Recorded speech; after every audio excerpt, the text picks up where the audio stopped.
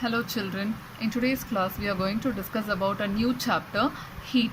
So what is heat? First of all, an object which is hot or warm, that represents the condition of heat. According to science, heat means as a flow of energy from a warm object to a cooler object. A simple example you can take for this is, take a bowl full of water and keep it on the stove. So before you lit the stove, check the condition of the water. The water will be in a chill state. But once you lit the stove, what happens? Immediately the water will start to boil after some time. So the boiling point of the water increases. So there you observe the heat of the water. So the cooler object has become warm now. Now you understood. Before getting into the topic, let us discuss few examples related to this topic. See here. On our day-to-day life, we make use of two different types of clothes especially. One is woolen clothes and the other one is cotton clothes. And these woolen clothes are made from animal fibers that you know very well. And what about this cotton clothes which are made from the plant fibers? So plant fibers which is from the cotton plants.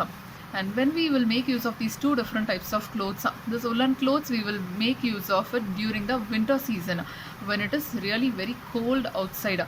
So during the winter season, even inside the house also we will feel the chillness. So to keep us warm, we make use of these woolen clothes. But what about cotton clothes? When it is really very hot, especially during the month of May and June, we will experience extreme hot climate in our country. So what will you do to make yourself cool during this hot climate? You will wear light colored cotton clothes during the summer season to keep you chill. So these two different types of clothes we will make use of it according to the season, right? So even here in this topic also, in this example also, we are experiencing the hot or cold topics. So based on this we will discuss the topic hot or cold. So based on this topic, I have given a table. See here in table 4.1, hot and cold objects, which these objects has been given where you come across in your day-to-day life. Look at the first object, ice cream. So ice cream, everyone will like to eat ice cream, and you prefer to eat ice cream only in the cold state. You don't like to eat ice cream which is really hot. Obviously it will start to melt if it is hot. And what about a spoon in a teacup? A tea, we always prefer to drink it hot, and if you dip a spoon into it, what will happen? That spoon will become hot. So that represents a hot object. And fruit juice, we will prefer to drink it cold. So you have to make a tick mark on the cold.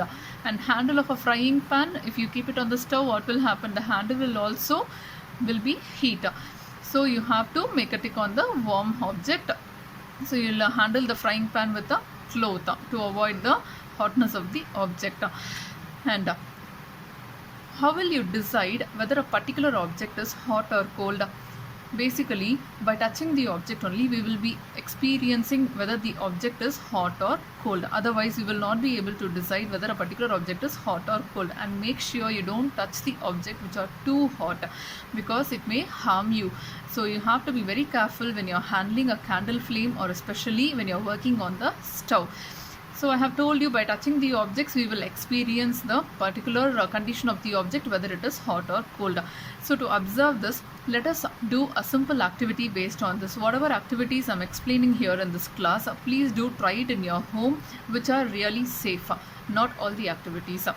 So the simple activity which we are going to try here is, take some 3 large mugs. So you have to label the mug as A, B and C, like how they have did in this picture. See here.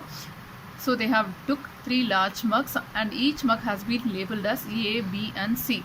So in this mug, what you have to do is, you have to pour the cold water in mug A and hot water where you can be able to bear the temperature of the water. So that water you have to drop into mug B. And in mug C, you have to drop the water, you have to pour the water which is a mixture of hot and cold, which should not be very hot or it should not be very cold. It should be a combination of both. And after that, you have to dip your left hand in mug A and dip your right hand in mug B. So after dipping, what will you experience? In mug A, the water will be very cold. In mug B, the water will be little hot. So you will experience a different feel. After some 2 to 3 minutes, simultaneously take both your hands from mug A and mug B and drop it into mug C. So what will you feel in this situation? Your left hand will be cold and your right hand will be hot already, because you have dipped in for 2 to 3 minutes in mug A and mug B.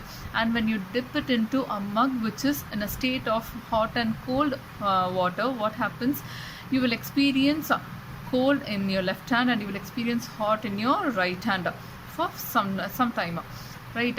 So by using your sense of touch alone, you cannot come to a conclusion what is the exact temperature of the water.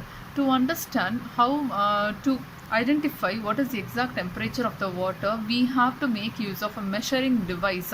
So a reliable measure of the hotness of an object is the temperature. So only with the help of the temperature we can come to a conclusion what is the exact temperature of the object which is really hot or cold. So what you have to do, you have to use a measuring device to measure the temperature, which is called thermometer.